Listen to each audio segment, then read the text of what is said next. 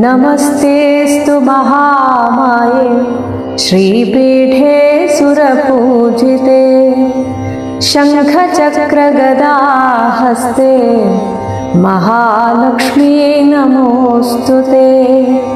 नमस्ते गरुडारूढे कोलासुरभयङ्करी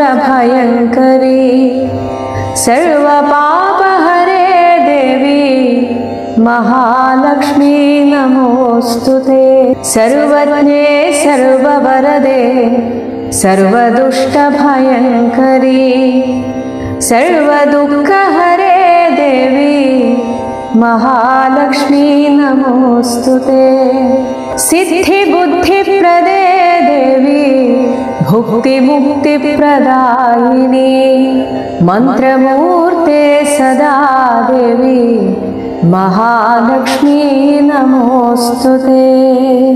आद्यन्तरहिते देवी आद्यशक्ति महेश्वरी योगजे योगसम्भूते महालक्ष्मी नमोऽस्तुते।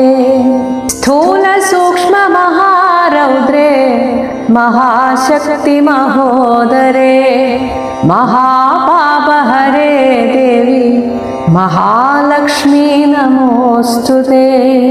पद्मासनस्थिते देवी परब्रह्मस्वरूपिणी परमेशी जगन्माता महालक्ष्मी नमोऽस्तुते। श्वेताम्बरधरे देवी नानालङ्कारभूषिते जगत्स्थिते जगन्माता महालक्ष्मी नमोऽस्तुते।